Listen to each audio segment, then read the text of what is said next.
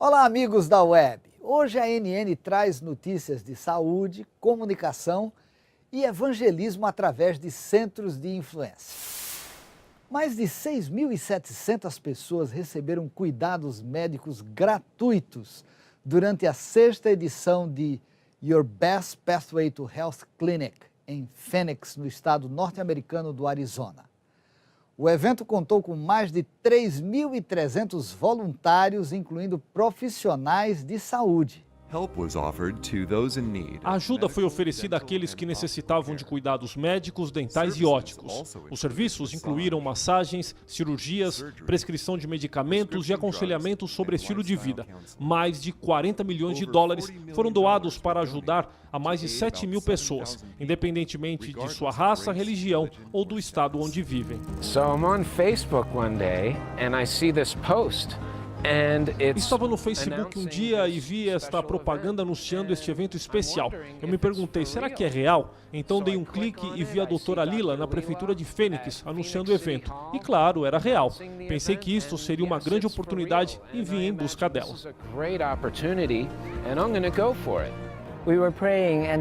Estivemos orando e uma pessoa teve um grande trabalho com a máquina de raio-x. 2 das 3 máquinas de raio-x quebraram. Então, clamamos ao Senhor Deus. 15 minutos mais tarde, um rapaz se aproximou, tocou em meus ombros e me disse, Jen, posso falar com você? E me falou, a máquina está funcionando. Este é o técnico que não pôde explicar o que passou. Estivemos orando, Senhor, por favor, faze algo realmente milagroso. Até o técnico não entendeu o que aconteceu. Ó Senhor, humildemente, de forma humilde viemos a Ti, pedindo que o ajudes, que o cures, que ele esteja disposto a entender que o Senhor sempre esteve ali. Nosso principal objetivo foi dar a eles o maior presente que podíamos dar, nós mesmos.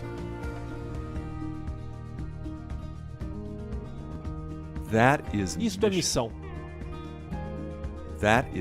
Isto é missão cumprida. Isto é missão cumprida em conjunto. Agora vamos para a Ásia Central. A cidade de Pavlodar, em Cazaquistão, tem uma nova clínica administrada pela Igreja Adventista do Sétimo Dia.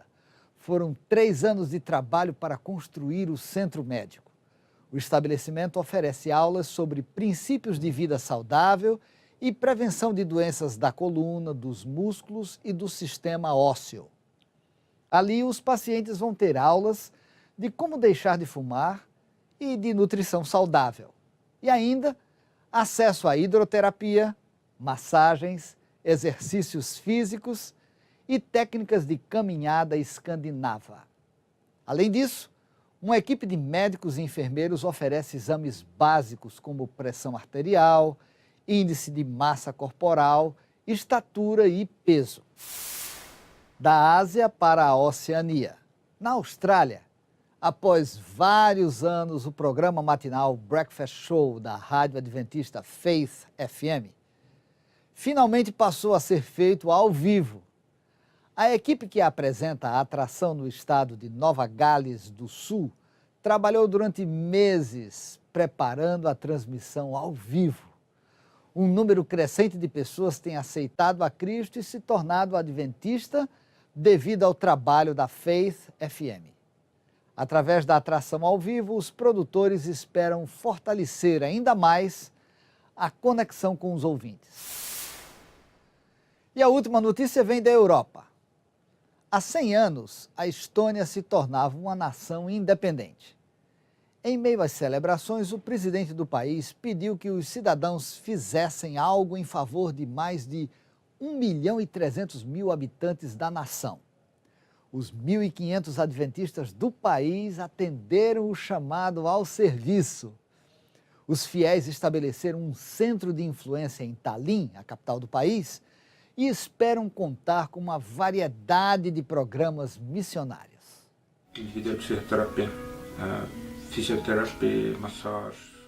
Eles dão terapia, fisioterapia, massagem, treinamento a uma pequena loja. Isto é diferente da igreja, é um contato. Pelo menos nesse caso, é um tipo de negócio no edifício da igreja. can't, at least in our case, you can't do. As pessoas que temos aqui, quando elas vêm comprar, se convertem em clientes e nos tornamos amigos delas. Por isso é fácil convidá-las às atividades que realizamos aqui. Bem, isso foi tudo por hoje.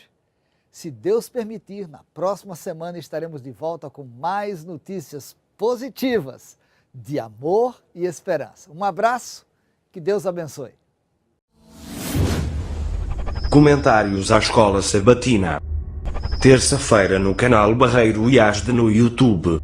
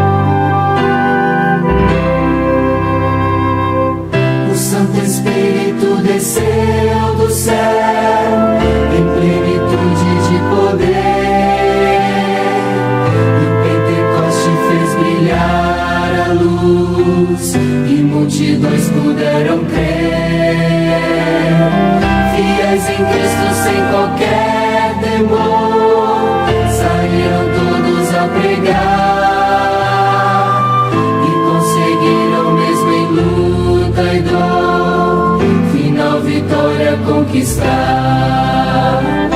Oh Deus bendito, hoje também vem conceder-nos tua graça e teu poder.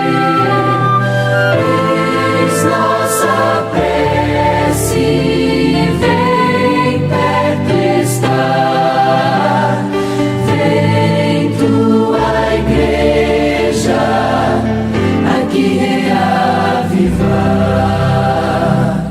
Só pela fé o justo vai viver, na Bíblia vamos encontrar. Jesus, portanto, nos dará poder, devemos crer e confiar. Os que esperam sempre no Senhor, paz e alegria hão de achar, receberam de Deus constante amor e graça pra testemunhar. Oh Deus bendito, hoje também vem conceder-nos tua graça e teu poder. Eis nossa prece, vem perto estar, vem tua igreja aqui reavivar.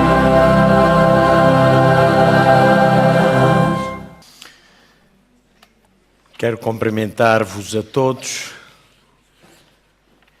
de uma maneira muito particular, aqueles que nos visitam, que hoje estão entre nós, se sintam muito bem na casa do Senhor e que as bênçãos de Deus sejam sentidas em vossa vida. Agradeço a Neuza este cântico inspirador que certamente prepara o nosso coração para a mensagem da Palavra de Deus. Meus queridos irmãos, eu hoje começo com duas perguntas, não espero obter nenhuma resposta vossa a estas duas perguntas. que melhoria desejaria para a vida espiritual da Igreja?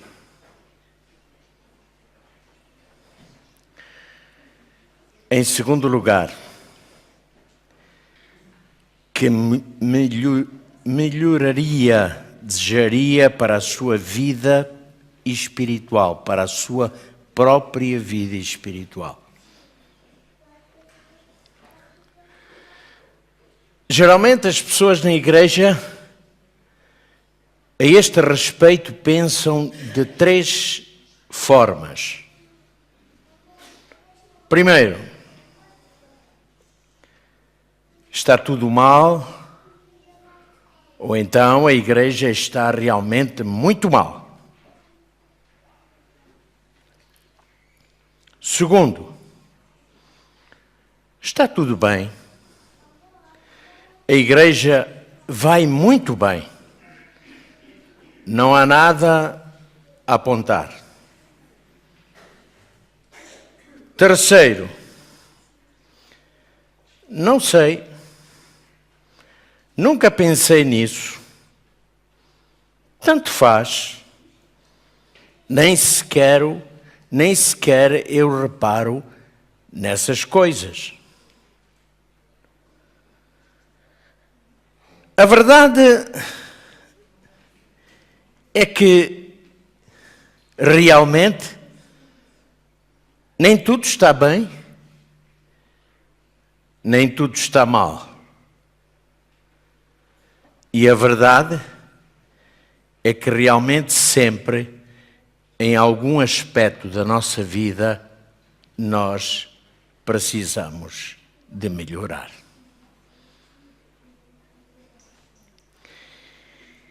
Se eu perguntasse, assinale ou diga o que no seu entender gostaria de ver na igreja, eu teria muitas respostas. Por exemplo, mais espiritualidade, mais consagração, mais unidade, mais união, mais interesse pelos irmãos, mais interesse uns para com os outros, mais trabalho, mais ação, mais organização. Ou então mais dinamismo, mais entusiasmo, mais ousadia.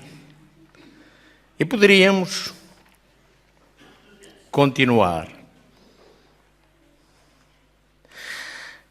Mas eu hoje escolhi uma palavra que, no meu entender, é muito própria para cada um de nós que aqui estamos. Ou eu diria, ela servirá de mote para a nossa reflexão de hoje. E que traduz uma das mais significativas necessidades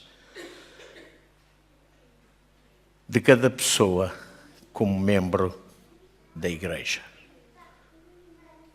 E a palavra vai aparecer aqui projetada. É isso. É simples. Compromisso. E este é o tema desta manhã. Aliás, começamos hoje na escola sabatina a falar de compromisso. Porque quando falamos de Daniel, falamos de compromisso. De alguém que está comprometido com Deus. E porque está comprometido com Deus, então a sua vida é assim. Compromisso com Deus, compromisso com a igreja. Eu quero agora que todos possam abrir a Bíblia no livro de Hebreus.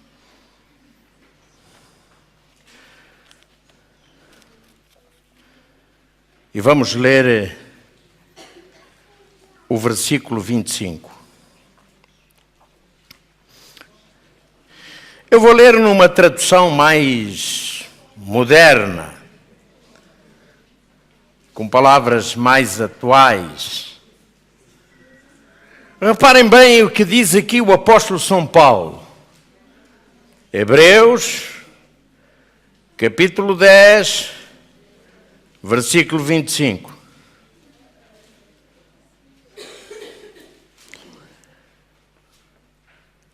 Não deixando de reunir-nos como igreja, como é costume de alguns, mas encorajemo-nos uns aos outros, ainda mais quando vocês veem que se aproxima o dia. E olhem que estas palavras foram escritas já há muitos anos.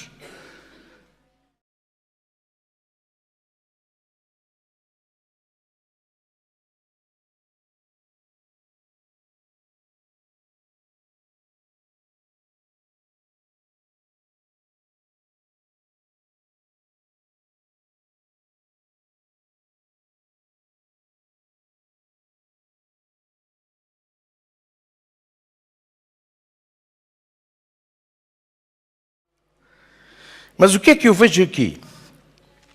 Eu vejo aqui pelo menos 3 coisas importantes. Paulo diz assim, Paulo fala em reunião como igreja. E ele diz, não deixando de nos reunirmos. Ele diz, aproveitando as oportunidades que o Senhor nos dá para nos reunirmos como igreja. Não sermos negligentes neste aspecto. Em segundo lugar, ele diz também que devemos encorajar-nos uns aos outros nesse propósito. Irmão encorajando irmão. Nesse propósito. E em terceiro lugar, ele diz que se aproxima o dia do Senhor. E por essa razão, nós precisamos de ter mais atenção a estes aspectos. A nossa presença, a nossa assiduidade em questões espirituais. E se quisermos aqui, como neste caso, em relação à nossa participação na igreja.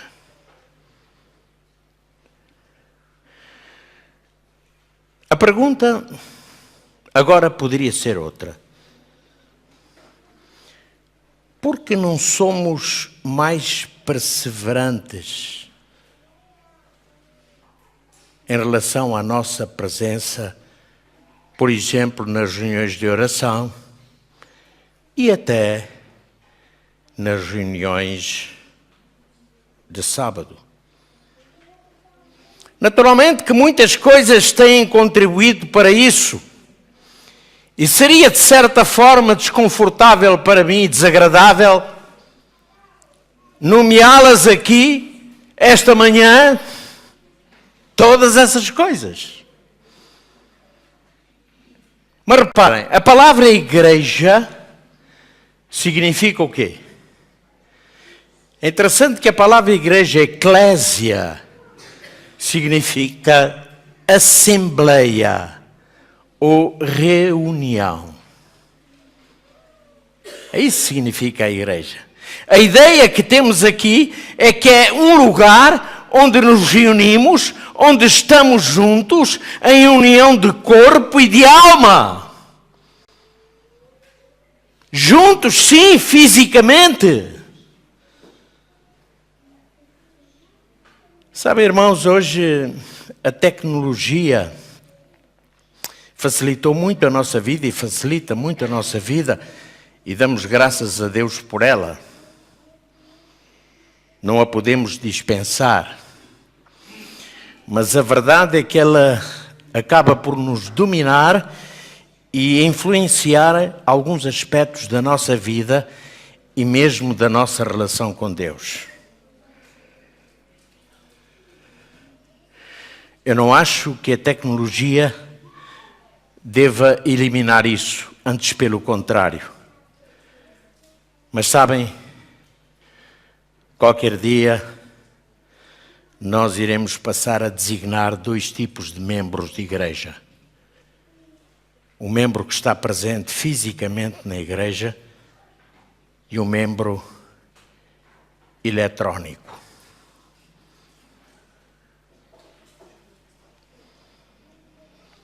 Os recursos eletrónicos deveriam e podem ser usados com objetivos específicos. Por exemplo, falemos dos doentes. Quão bom é para alguém que está acamado, para alguém que está impossibilitado por uma questão física, por uma questão de saúde, de estar presente na igreja. Quão bom é poder ter este recurso e ouvir a pregação, ouvir uma mensagem através da internet. É uma bênção. E hoje eu dirijo-me àqueles que nos estão vendo, porque este culto está a ser transmitido online, está a ser transmitido através da internet. Eu dirijo-me a estes amigos, a estes irmãos, aos doentes em particular, que o Senhor vos abençoe, que o Senhor vos ajude. Oramos para que, em breve, você possa estar no seio da sua igreja.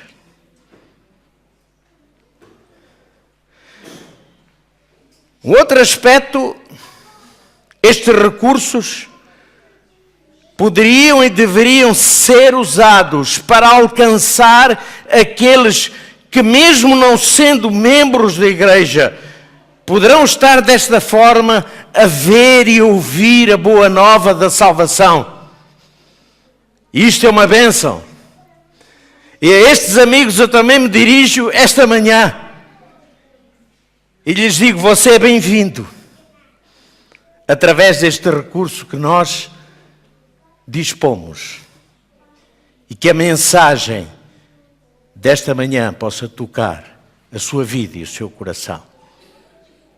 Reparem quantas pessoas hoje no mundo estão a ouvir as boas novas da salvação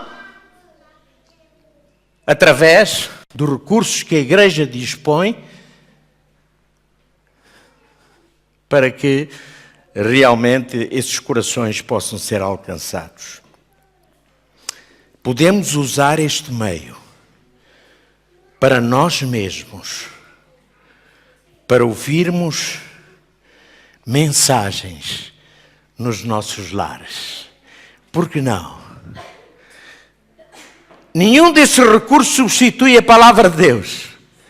Mas, irmãos, quando a família está reunida para ver um vídeo, aprofundar mais o estudo da escola sabatina, ouvir um culto, um sermão, uma pregação, um estudo, não será isso uma bênção? Isso enriquece-nos e isso é realmente uma bênção. Mas perdoem-me. Eu vou voltar a Hebreus 10, versículo 25. Vamos ler de novo, se não se importam. Não deixando de reunir-nos como igreja, como é costume de alguns, mas encorajando-nos uns aos outros, ainda mais quando vocês veem que se aproxima aquele dia. Eu peço desculpa àqueles que não se revêem neste texto. Àqueles que poderão dizer com toda a justiça, olha pastor, isso não me diz respeito a mim. Então eu direi, amém. Que Deus o abençoe.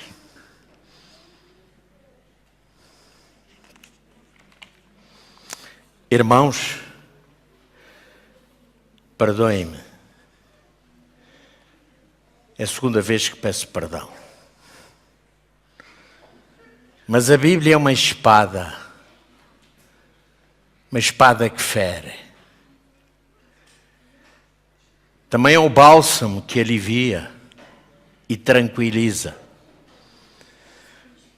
Mas no entender do apóstolo Paulo, a Bíblia é uma espada de 2 gumes que penetra até a divisão da alma e que é apta para que possamos discernir as coisas espirituais. E hoje eu vou ler um texto que me arrepia. Sabem, eu vou dizer-vos como é que eu costumo preparar os meus sermões. Eu tenho um arquivo de sermões de há 30 e tal anos. Portanto, são muitos, não é? Alguns parece que já estão ultrapassados. Mas às vezes eu vou lá buscar. É como se fosse ao fundo do baú, ir lá retirar e dar-lhes uma roupagem nova e dizer agora sim, isto é importante para a igreja. Outras vezes eu não quero ir ao arquivo. Então eu pego na minha Bíblia e vou preparar alguma coisa para falar à igreja. Foi o que aconteceu há 3 semanas atrás. Este sermão comecei a prepará-lo há 3 semanas atrás. E sabem, quando vou preparar o sermão, a primeira coisa que eu faço é ajoelhar-me e pedir a Deus que me ajude a fazer. Que Deus possa inspirar-me, ajudar-me, para que eu possa saber realmente o que é que vou falar à igreja. E depois eu vou começar a trabalhar. E sabem que o meu instrumento de trabalho é a palavra de Deus. Estou a falar de trabalho. E então abro a Bíblia e começo a ler. Em algum lugar e vou lendo durante aquela semana. Vou fazendo anotações. Vou orando ao Senhor no mesmo propósito. E sabem que a certa altura os meus olhos se fixam sobre um texto e ali me demoro mais do que aquilo que é habitual. Leio e releio. Leio e releio. E eu digo para mim, Deus está a querer dizer-me alguma coisa para a minha vida espiritual. E provavelmente é isto também que eu preciso de transmitir também à minha querida igreja. E foi assim que, há uns bons dias atrás, os meus olhos caíram lá sobre São Lucas, capítulo 14.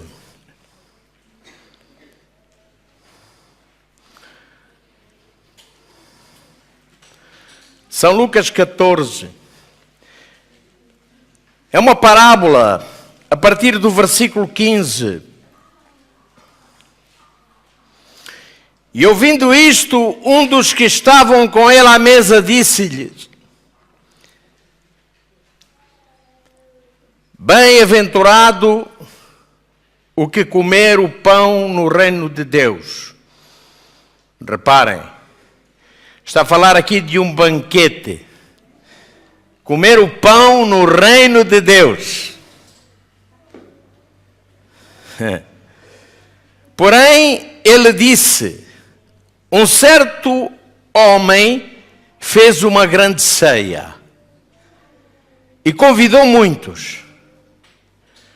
E à hora da ceia mandou o seu servo dizer aos convidados: vinde, que já está tudo preparado. E todos a uma começaram a escusar-se. Disse-lhe o primeiro: comprei um campo, importa ir vê-lo. rogo-te que me hajas por escusado. E o outro disse, comprei 5 juntas de bois e vou experimentá-los. Rogo-te que me hajas por escusado. E o outro disse, casei-me com a minha esposa, pois, com quem havia de ser, e portanto não posso ir. E voltando, aquele servo anunciou estas coisas ao seu senhor. Então o pai da família, indignado, disse ao seu servo, saí depressa pelas ruas, pelos bairros da cidade e traze aqui os pobres, os aleijados, os mancos e os cegos. E disse o servo, Senhor, feito está como mandaste e ainda há lugar. E disse o Senhor ao servo, sai pelos caminhos e valados e força-os a entrar para que a minha casa se encha. Porque eu vos digo que nenhum daqueles homens que foram convidados provará a minha ceia. Jesus não está aqui a falar de uma ceia qualquer, nem de um banquete qualquer. Jesus está a falar da ceia que terá lugar um dia no reino dos céus e no banquete que terá lugar um dia no reino dos céus e para o qual todos nós estamos convidados.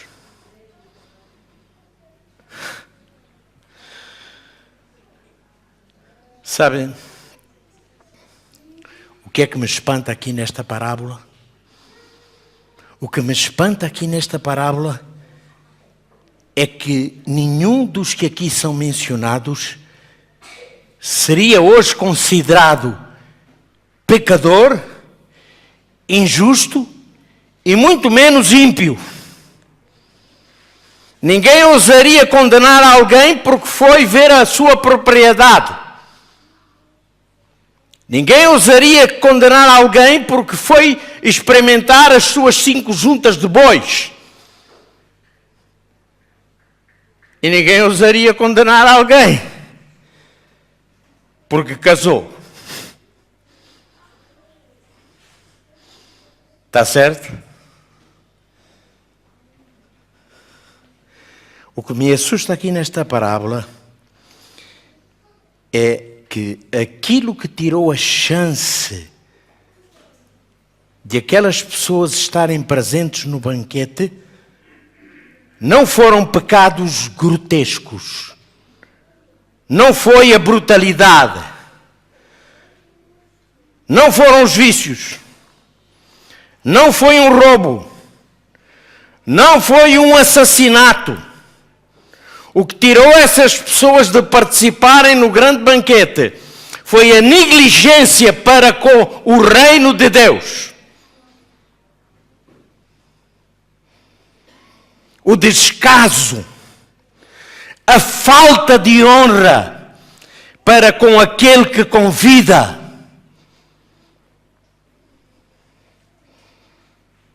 Reparem que essas pessoas eram muito comprometidas, só que elas estavam comprometidas com coisas erradas. Pastor, não diga isso. É errado comprar uma propriedade? Já eu disse que não.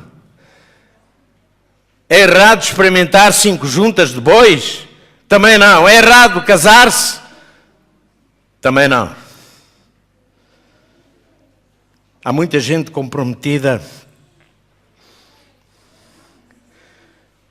com coisas banais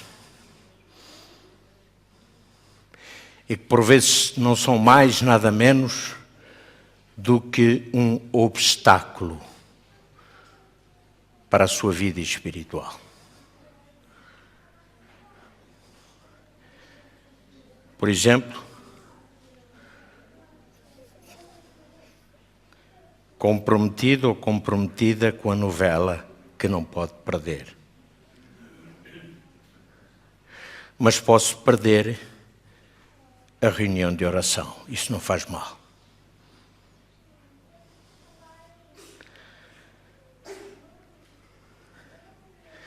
Comprometido com o futebol,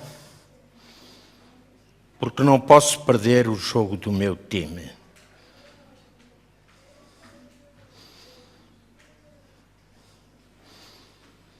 Comprometido com o ginásio. Isso é bom, hein? Ginásio é bom. Cuida da barriga, da saúde, do físico, isso é bom. É por isso que eu também digo, comprometidos com tanta coisa boa, mas que são obstáculos na nossa relação com Deus.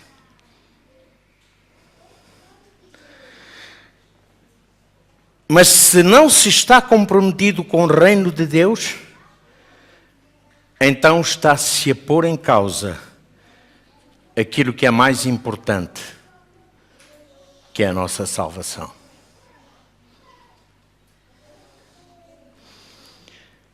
O que é compromisso? Querem ver? Há imensos exemplos na Bíblia. Hoje tivemos imensos quando falamos de Daniel e dos 3 amigos de Daniel, os 3 hebreus.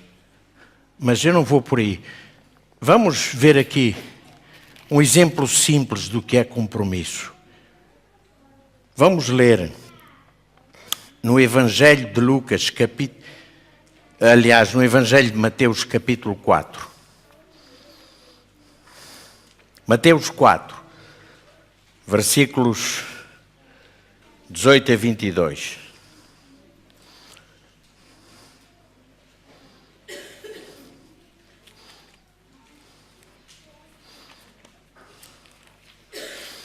Sabem onde fica Mateus?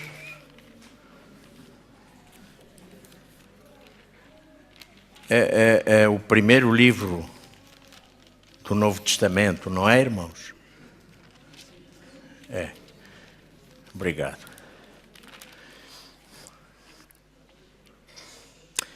Vamos ler a partir do versículo 18. E andando Jesus junto ao mar da Galileia, viu 2 irmãos, Simão, chamado Pedro, e André, seu irmão, e lançavam a rede ao mar, porque eram pescadores. E disse-lhes: vinde após mim, e eu vos farei pescadores de homens. Então eles, deixando logo as redes, o seguiram. E adiantando-se dali, viu outros 2 irmãos, Tiago, filho de Zebedeu, e João, seu irmão, num barco com seu pai, Zebedeu, consertando redes, e chamou-os, e eles, deixando imediatamente o barco de seu pai, seguiram-no. Exemplo de compromisso. Reparem, irmãos, aqueles homens, eles nunca tinham visto Jesus na sua vida. É loucura! Eu vou deixar o meu trabalho para seguir um rabino? Vou deixar o sustento, aquilo com que eu sustento a minha família? Pelo menos um deles era casado, não sei se tinha filhos, Pedro tinha uma sogra. E os outros, que tinham uma empresa de pesca, uma sociedade com seu pai Zebedeu, deixaram o barco e seguiram Jesus. Por que fizeram isso? A nós parece-nos loucura isso. O que é que eles viram em Jesus? Sim, eles viram algo em Cristo. E por isso mesmo eles se comprometeram a partir daquele dia a andar com Jesus, a caminhar com Cristo, lado a lado, lado a lado. E até a hora da sua morte, nunca abandonaram a Jesus. E depois da ressurreição de Cristo, continuaram a caminhar com Cristo. E fundaram igrejas, porque estavam comprometidos com Deus, porque estavam comprometidos com Cristo Jesus. Por que é que isto hoje está escrito aqui? Por que é que a Bíblia diz que foi assim? Para nosso exemplo. Nós que queremos e que dizemos estarmos comprometidos com Deus. O nosso compromisso com Cristo, irmãos. Vamos voltar à parábola e perceber qual era o compromisso. Lucas 14, não é? Vamos lá, Lucas 14. E vamos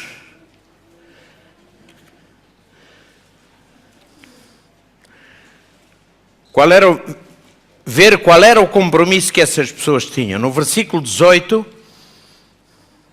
diz que todos a uma começaram a escusar-se. Então o primeiro disse: comprei um campo, importa ir vê-lo. Rogo que me hajas por escusado. Comprei um campo, uma propriedade. Isto aqui representa os bens. Ele está comprometido com os seus bens. O que tem de mal comprar uma propriedade? Já dissemos que não tem mal nenhum. O que é que tem de mal ir ver a propriedade? Não tem mal nenhum. Não há nada de errado. Ou não haveria nada de errado se Deus fosse a prioridade. O problema aqui é que Deus não é a prioridade. A questão aqui é: tu tens bens ou os bens têm-te a ti? Por isso Jesus disse: olha, juntai tesouros aonde? No céu, porque ali nem a traça nem a ferrugem consomem. Não ajunteis tesouros na terra. Por isso Jesus disse: onde estiver o vosso, ali estará o vosso tesouro. Reparem, não há mal nenhum em ter bens, não há mal nenhum em ter propriedades. Absolutamente nenhum. Eu não quero que alguém saia daqui esta manhã a pensar que realmente pelo facto de ter bens, propriedades, está errado. Não. Uma questão aqui é de prioridades na vida. Sabe, irmãos, eu vou ilustrar isto. Havia uma família que morava longe da igreja. Eram crentes muito fiéis. Todos os sábados, eles caminhavam a pé para a igreja. 5 quilómetros a pé.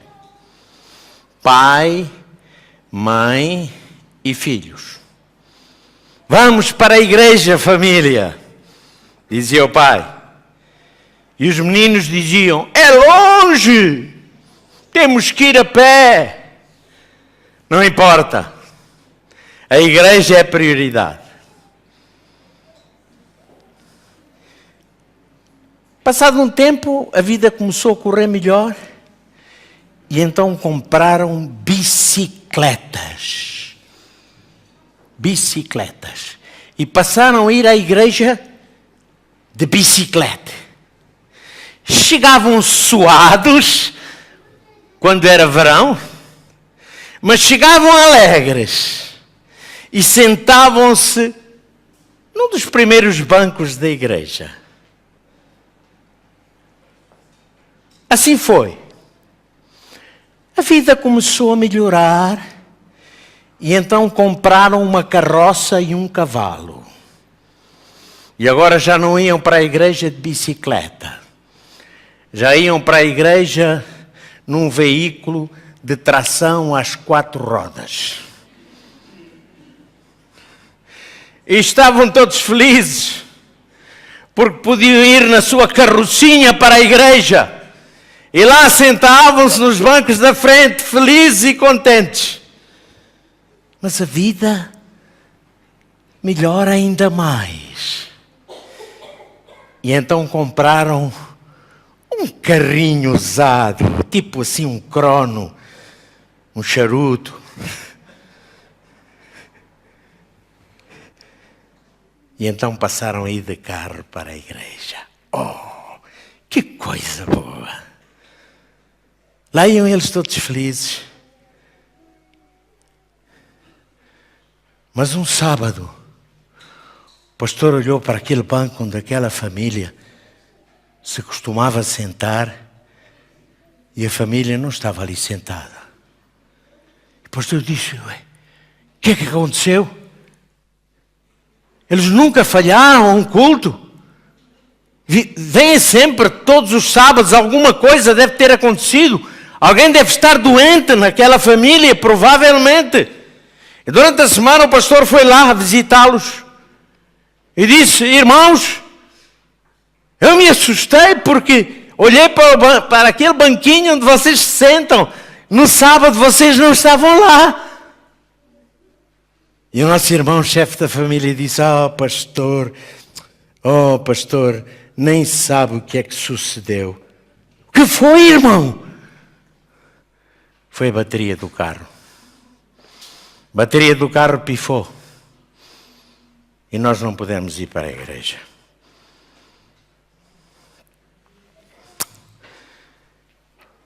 Antes, não era problema caminhar a pé, porque o coração queimava de amor por Deus. Com o tempo, os bens começaram a tomar conta do coração. E qualquer bateria de carro já era um empecilho.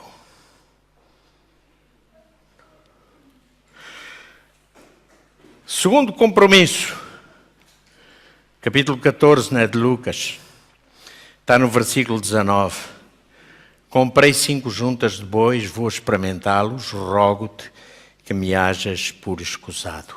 5 juntas de bois. Se hoje falássemos em 5 juntas de bois, são 10 bois, diríamos que eram 10 tratores para lavrar a terra.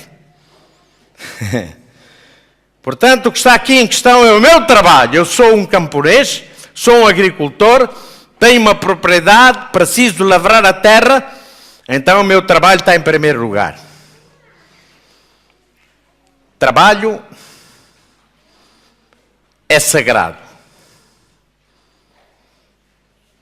Por causa do meu trabalho, ou por causa do seu trabalho, aquele homem deixa o seu compromisso, abandona o seu compromisso com Deus.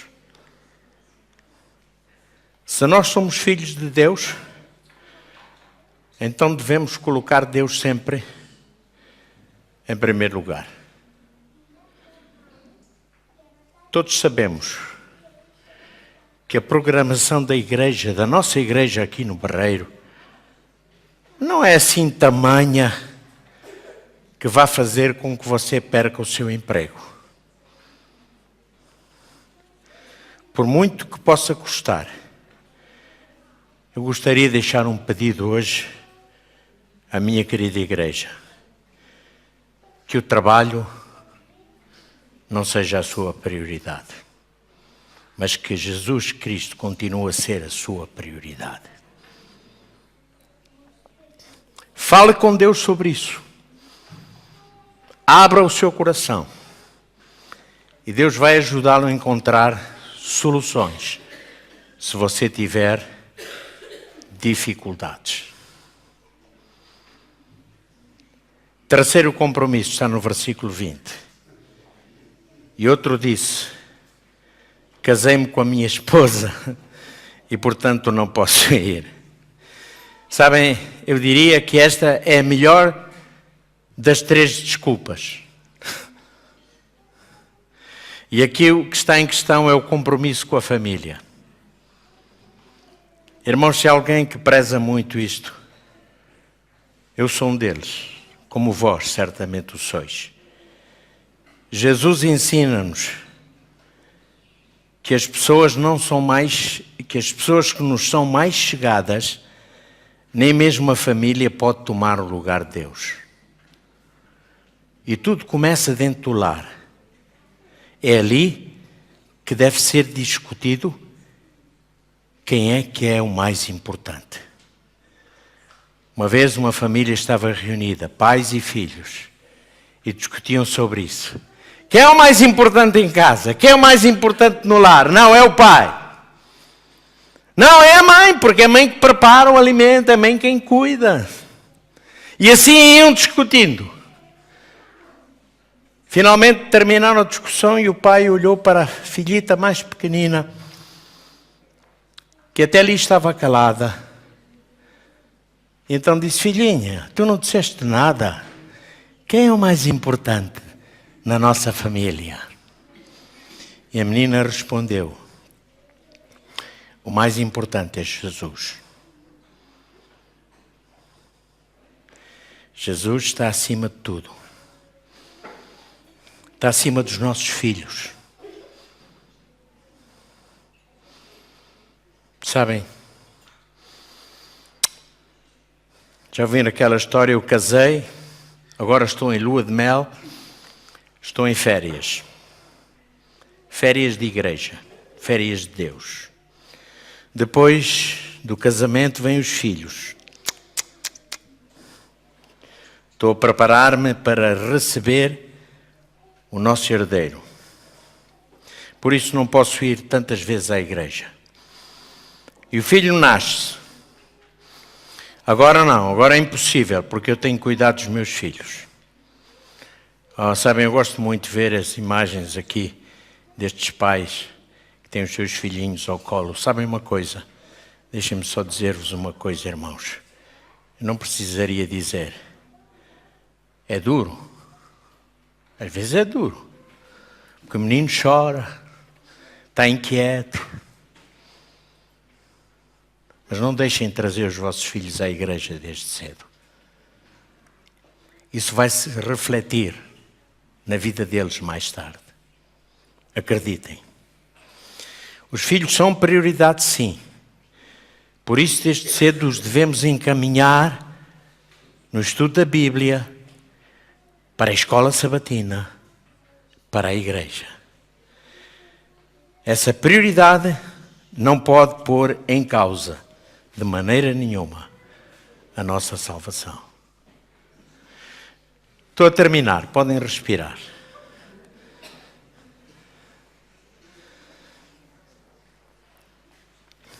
Jesus dizia que o seu reino não era deste mundo. E sabem que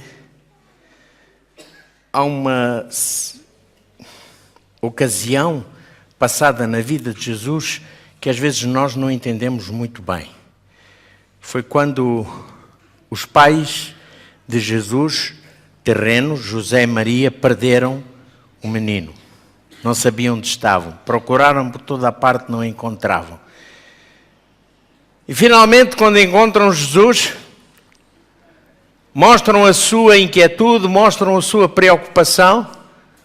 E Jesus responde de uma forma: como será? Jesus disse: olhem, a mim convém-me tratar dos negócios de quem? Do meu Pai. As nossas crianças devem ser ensinadas, sim, a priorizar na sua vida a Deus e os negócios de Deus. Nós somos cidadãos do reino de Deus. Deus quer ver o céu cheio para o grande banquete.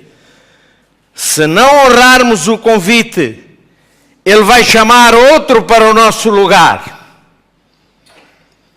Eu desejo que ninguém fique de fora nesse banquete por negligência, queridos irmãos, ou por falta de compromisso com Deus. Nós temos sim compromissos com Deus. De 12 a 19 do mês de maio, vamos ter uma campanha de evangelização aqui na igreja. E Deus está a chamar-nos para um compromisso com Ele. Há uns que vão participar de uma forma mais direta, vão ser apresentadores, recepcionistas, etc. Na multimédia, nos cânticos, etc. Mas todos nós podemos participar com a nossa presença. Nós queremos ter aqui visitas. Sabem que eu não estou preocupado com isso. Apenas uma coisa que na minha cabeça me preocupa é fazer a nossa parte. Somente isso. Deus fará a sua parte. E os resultados pertencem a Deus. Não nos pertencem a nós.